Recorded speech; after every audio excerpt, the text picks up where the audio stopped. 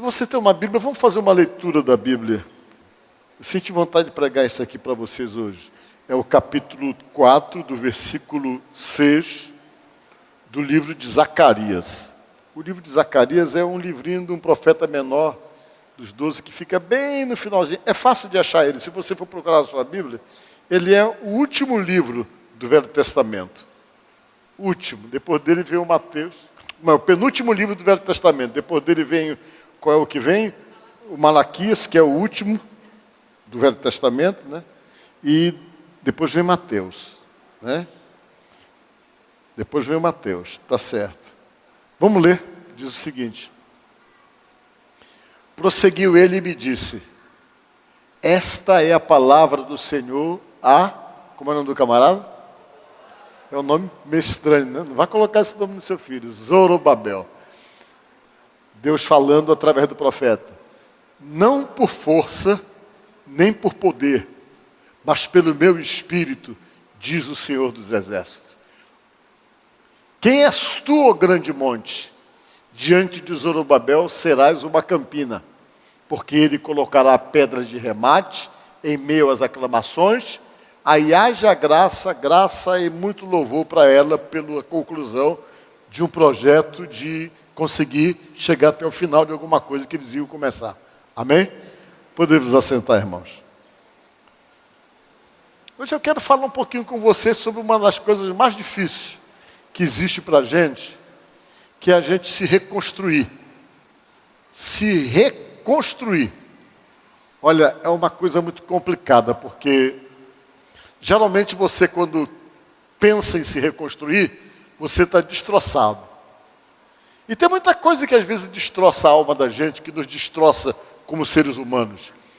Às vezes tem problemas, os desencontros, as decepções, que são uma das coisas muito comuns para a gente, de se decepcionar. E a gente se decepciona muito porque a gente tem uma mania muito grande de simplesmente criar expectativa em situações e em pessoas. E quando você cria expectativa demais em alguém, às vezes aquela pessoa não está nem preparada para poder atender as suas expectativas, mas você cria. Você cria expectativa muitas vezes numa convivência, cria expectativa demais num relacionamento. E quando a gente cria expectativa, a gente não fica, como é que eu posso dizer para você? Nós não ficamos avalizando até que ponto aquela pessoa está em condições de poder nos dar uma resposta nas expectativas que a gente está criando. E por causa disso a gente se decepciona. Porque a gente cria expectativa demais, aí de repente nós não somos atendidos nessas expectativas e a gente começa então a ficar decepcionado. Às vezes você vai, ajuda demais uma pessoa e você imagina que você está ajudando aquela pessoa, que você está construindo ali um amigo, uma pessoa leal a você. Aí lá na frente aquela pessoa age de uma tremenda deslealdade, você criou uma expectativa por conta daquilo que você fez. Mas não crie. Faça por fazer, faça para ajudar, mas não fique esperando muito uma resposta dentro daquilo que você está fazendo, que você pode se machucar, você pode se decepcionar pelo fato de ter expectativa. Quando você não tem, as coisas chegam e você não se abala e não se atinge tanto. Talvez por causa dessas coisas que a gente vive se machucando. A gente vive se destroçando interiormente, na alma da gente, por conta dessas expectativas que a gente procura criar. A gente cria expectativa em filho, cria expectativa na filha, cria expectativa na amizade, e a gente tem essa mania de ir criando essas expectativas. E às vezes elas não nos atendem, e por não nos atenderem, nos destroçam. Eu quero conversar com vocês sobre quando a gente fica destroçado. Que a gente está achando que a vida da gente se acabou e que a gente não tem como refazer as coisas. E vou falar isso dentro dessa visão aqui da palavra de Deus. A Bíblia diz que o povo de Deus, por escolha, eles acabaram caindo numa situação muito difícil. Eles escolheram, e por conta da escolha que fizeram, eles se tornaram escravos. Você imagina só, caíram no caminho da escravidão. Por quê? Porque eles começaram a fazer uma série de coisas e a fazer escolhas erradas, e Deus avisava, e Deus avisava, eles passavam por cima dos avisos de Deus. Começaram a ter, a Bíblia diz, o coração endurecido, se tornaram servos de dura cerviz, daqueles que não se dobram, que são difíceis de se submeterem. E chegou um momento que Deus, respeitando exatamente as escolhas, Deus não teve uma outra saída a não ser permitir que eles seguissem a vida deles e desse no que desse para tentar refazer um pouco as coisas lá na frente. E eles foram no caminho que não era o caminho correto. Caíram numa situação que viraram escravos, foram levados cativos para a Babilônia e começaram a viver da Babilônia numa situação totalmente dominada por um outro povo e perdendo a vontade. E não existe coisa pior na vida de uma pessoa do que um estado de escravidão. Quando você pensa que, mas isso aí é coisa que aconteceu lá no século XV, no século XVI, esse lance aí de escravidão em alguma coisa que não existe hoje. Não. Às vezes nós somos escravos de nós mesmos, escravos da nossa vontade. E a escravidão é tudo aquilo que age em você, que torna você uma pessoa totalmente refém de uma situação, de um problema, de um sentimento, ou de qualquer coisa que prende você, que amarra você e que tira de você a capacidade até mesmo de decidir por você mesmo, a ponto de você não ter mais condições para isso. E como a gente entra nessas situações de escravidão? E hoje em dia, pelo menos, o que mais predomina em termos de escravidão na vida dos seres humanos é a droga, é o vício. Que a pessoa perde tudo, ele está vendo que ele está se autodestruindo, mas às vezes ele está tão preso, tão escravizado por aquilo, que ele não tem como romper com aquela situação. Ele perde a força, ele perde a capacidade de romper com algo que o está destruindo. Por quê? Porque esse estado se tornou um estado de escravidão. Às vezes a gente pode ser escravo até mesmo de um sentimento. Você se mantém dentro de um relacionamento que não faz nenhum bem para você, que só faz mal para você. Uma convivência completamente tóxica, alguma coisa que só adoece você. Mas às vezes você, pelo sentimento, não está conseguindo romper com aquilo. Você não vê vantagem nenhuma, você não se beneficia em nada. Você não recebe nada, você só dá dentro daquela relação, dentro daquela convivência, e mesmo vivendo isso, as pessoas falando, a família não concordando, e você recebendo todo tipo de pressão, você não consegue romper com aquilo, mesmo sabendo que não lhe faz bem, porque você entrou num processo de escravidão por conta de uma convivência, de um relacionamento. Então, o estado de escravidão é alguma coisa que ainda se configura na vida das pessoas em pleno século XXI. E essa, sem dúvida, é a pior escravidão. Onde você está livre para poder romper, para poder realmente se livrar daquilo que te prende, daquilo que te escraviza, daquilo que te amarra. E mesmo estando livre para isso, você não consegue ter força. Existe toda uma situação que é mais forte do que você, que domina você e que prende você. E eles fizeram esse tipo de escolha. Quando eles fizeram esse tipo de escolha, meus irmãos, a coisa ficou complicada, porque eles foram levados para uma outra nação e se tornaram escravos. Só que essa escravidão demorou muito. O próprio Deus disse, eu vou ter que deixar eles aí, para aprender a lição. E a história conta que eles ficaram 70 anos nessa situação de escravos. Pessoas foram nascendo dentro de um processo de escravidão, dentro de uma outra nação. Até que chegou o dia de Deus libertá-los. Deus arranjou um libertador. Esse libertador se chamava Ciro e trouxe eles de volta para a terra deles. Agora vocês não são mais escravos de um sistema político, que era o que acontecia no caso deles. Vocês vão voltar e vão viver a vida de vocês. Só que quando eles voltaram para reconstruir a vida deles, eles não sabiam como reconstruir. Por quê? Não sabiam porque eles perderam a capacidade de decidir por si mesmo. Quando você fica numa situação escravizada, você então passa simplesmente a não ter a capacidade de poder tomar as suas próprias decisões.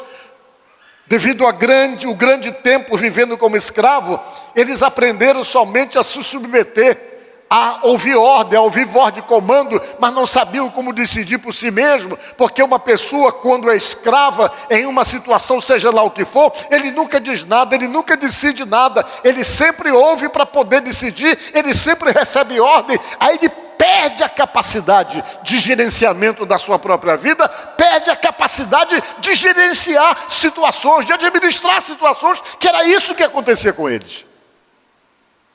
Aí eles voltaram para reconstruírem suas vidas. Mas como reconstruir? A capacidade intelectual de cada um estava completamente comprometida com o histórico de vida de escravo.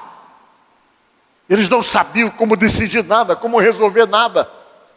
Era uma situação complicada. E além de não saberem como resolver, eles estavam simplesmente afrontados pelo complexo de inferioridade, com aquela situação em que você começa a pensar que você não é capaz de construir nada, de resolver nada e de decidir nada. Às vezes as pessoas se sentem assim, se subestimam como seres humanos, se sentem completamente incapazes, se sentem inferiorizados em tudo, e essa vida de escravo tornou eles sem essa condição de decidir, a capacidade de fazer, de construir, porque eles viveram como escravos e ainda mantinham os cacuetes de escravos sem condições de decidirem por si mesmos.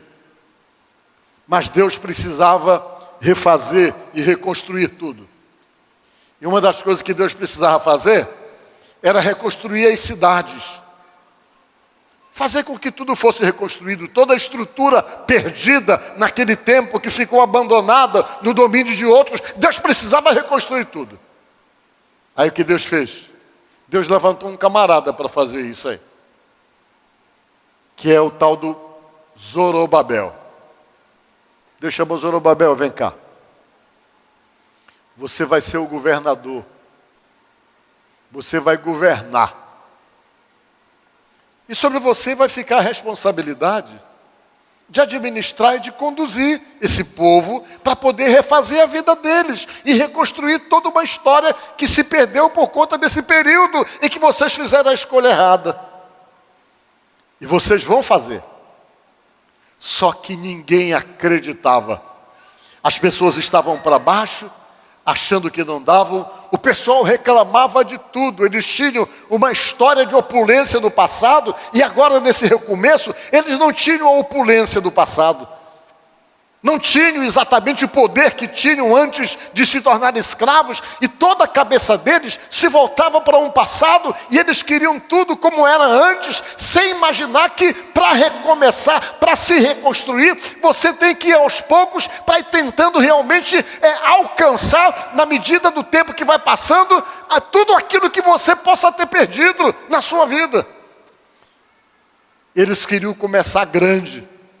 E Deus entendia que eles tinham que começar pequeno para poder se refazerem, se reconstruírem e se tornarem o que eles pretendiam realmente se tornar. Mas todo mundo estava desanimado, todo mundo estava para baixo. As pessoas não acreditavam em nada, eles não acreditavam que eles teriam condições de se reconstruírem, de se refazerem. Por quê? Porque eles tinham o emocional abalado, emocional fragilizado por conta da vida que viveram. Aí Deus chegou e viu que estava todo mundo assim para baixo, todo mundo desanimado, todo mundo sem acreditar na possibilidade de uma reconstrução. Deus usou esse profeta Zacarias para dizer essas palavras que eu li para vocês. Que nós vamos ler de novo. A primeira parte. Prosseguiu e me disse: esta é a palavra do Senhor a Zorobabel. Deus chamou o governador porque ele era o cabeça. E ele tinha que ser um incentivador, ou alguém que deveria ser um instrumento para poder colocar motivação em todo mundo. Deus pegou o profeta e disse essa palavra para o governador da reconstrução do pós-exílio, que era o Zorobabel. Aí Deus disse: olha, não é por força, nem por poder. Em outras traduções diz por violência, disse Deus. mas é pelo meu Espírito, diz o Senhor. Você entendeu o negócio aí? Todo mundo queria fazer as coisas na força, no poder, no comando, no domínio, em querer. Deus disse, não é por força nem por violência, não. Por que Deus disse? Quando Deus está no comando da reconstrução da tua vida, não é no grito, não é no berro, não é na imposição, não é dizer, não, agora comigo vai ser assim, não é nada disso. É esperar que Deus vai fazer. Diga glória a Deus. As coisas não vão acontecer porque você vai usar força, não vai acontecer porque você vai confrontar e afrontar e peitar todo mundo, não vai acontecer porque você agora vai gritar. Às vezes a gente começa logo a pensar e mudar, não, eu passei, me sufoco, eu me destrocei, agora não vou ser mais besta não, comigo vai ser assim, eu vou chegar. Nada disso. Era isso que Deus estava tentando dizer. O que vocês vão conseguir fazer agora, primeira coisa, não é por força, nem por poder, nem por violência de nada. É pelo meu Espírito. Eu vou comandar a reconstrução de vocês. Eu vou refazer as coisas que precisam serem refeitas, que era possível e que é possível quando você está submetido a Deus. Aí depois, quando você entra muito empolgado nessa questão de reconstrução da sua vida, seja em que área for, é comum as pessoas se empolgarem no começo e depois tudo fica pela metade. Porque uma das coisas mais difíceis para nós, para os seres humanos, é terminar aquilo que começa. A gente se enche de empolgação e às vezes tudo fica pelo meio do caminho. Tem pessoas que têm um histórico de coisas que ele começa e ele não termina. Sempre está dizendo, começa as coisas, fica pelo meio do caminho. Só que Deus está tentando dizer aqui nesse texto o seguinte, que eles iam começar e iam terminar. Diga glória a Deus. Porque Deus ia proporcionar isso. O que fica claro nessa visão de reconstrução para a vida da gente, que nós dependemos de Deus, exatamente porque Deus é que processa essa motivação para você começar as coisas e terminar as coisas que você começa. Porque às vezes a gente não consegue se reconstruir, não consegue se refazer. Ficamos naquela anos e anos, na mesma situação, pela metade das coisas, vivendo uma vida totalmente indefinida, sem construir aquilo que precisa ser construído, sem refazer aquilo que precisa ser refeito. E Deus chamou ele e disse, olha, vai ser diferente. Primeira coisa que eu quero dizer para vocês, Zorobabel, a bênção que eu estou te dando é o seguinte, que as coisas vão acontecer, não é por imposição, não é pela força, não é peitando, não é realmente por situação de pressão, não é a pressão, é pelo meu Espírito, disse Deus. Meu Espírito vai trabalhar para poder fazer as coisas se construírem e, consequentemente, as coisas acontecerem. É assim que Deus quer reconstruir a tua vida. Você que está precisando, de repente você pensa um monte de coisa, e se esquece da coisa principal. Se colocar na mão de Deus e deixar Deus conduzir as coisas. E pedir para Ele força, para que você possa romper com o que você precisa romper. Desapegar do que precisa desapegar, para poder definitivamente sair de uma situação de escravidão, seja ela qual for, que te prende, que te amarra, que te limita e que não deixa a tua vontade prevalecer. E Deus foi e disse essas palavras. Mas pelo meu Espírito, diz o Senhor dos Exércitos. Aí ele vem na outra parte. Que és tu, ó grande monte? Diante de Zorobabel, tu serás uma campina. Ele disse aqui. O que Deus quis falar com isso? Os obstáculos eram muitos. Os impedimentos eram inúmeros. Quando ele falou monte, ele estava dizendo que o monte exatamente, a gente sabe que é uma elevação de terra que impede você prosseguir, que se apresenta como uma barreira e um obstáculo, e os obstáculos eram muitos. Haviam muitas barreiras, muitos impedimentos para essa reconstrução. Esses impedimentos que Deus classificou como monte, como montanha.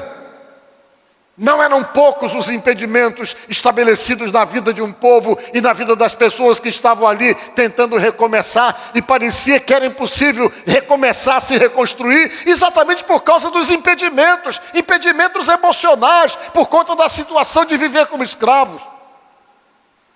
Impedimento da limitação intelectual, por conta de viverem sempre servindo os outros e nunca decidir por si mesmo. E tantos outros impedimentos que poderiam, nesse caso aí, serem configurados com um monte. Mas Deus disse o quê? Quem é tu, impedimento? Você não vai ser nada. Sabe por quê? Porque Deus estava dizendo que Ele estava entrando na vida daquelas pessoas, e muito principalmente na vida de Zorobabel, e o que era montanha, o que era monte, Deus falou que ia fazer uma campina, que Ele ia plainar, e aquilo ali ia parar de ser obstáculo na vida do povo.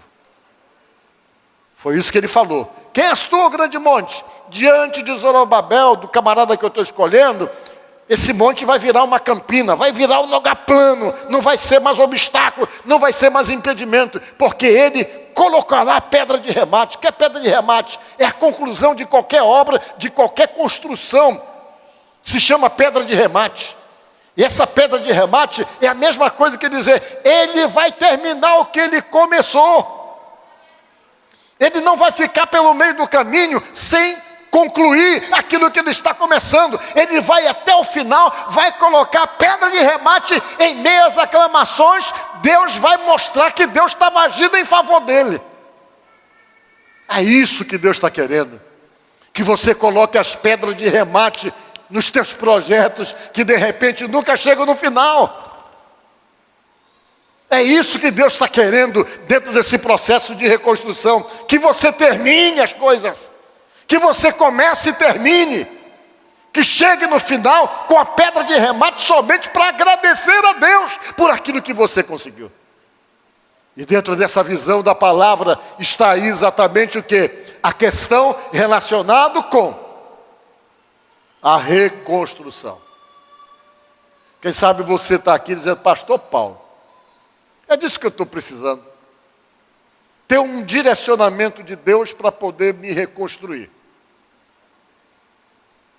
De repente, as expectativas colocadas demais em alguma situação, em algo, em alguém, essas expectativas não se confirmaram e você se destroçou.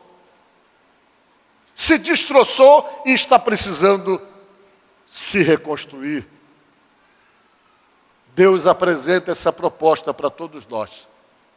A proposta de nos ajudar nessa reconstrução tão pessoal, que às vezes é tão difícil para nós, seja na área emocional, seja na área familiar, seja na área financeira, ou em qualquer outra situação que você esteja se sentindo destroçado. Deus está dando uma orientação para dizer para você que se for pelo Espírito dele dirigindo as coisas, os obstáculos vão virar planos e você vai conseguir chegar no final e colocar a pedra de remate e concluir aquilo que Deus está te impulsionando para fazer. Se refaça. Se reconstrua. Não se permita nenhuma situação de escravidão na sua própria vida. Eu não estou tendo força a Deus. Pede força para Ele. Reconheça as coisas. Entenda que pelo Espírito dele é possível chegar onde você pretende chegar. É possível conseguir o que parece, na sua visão, impossível de se conseguir. Deus nos ajuda nesses projetos pessoais, nessas decisões pessoais que você não tem como ir sozinho. Vai precisar de muita força. E essa força, quem pode dar é o Deus na Bíblia, o Deus de Abraão, de Isaac e de Jacó. Que Ele possa, nesta tarde, proporcionar para você essa reconstrução e dar para você a condição de se reerguer, de se livrar das roupas da escravidão.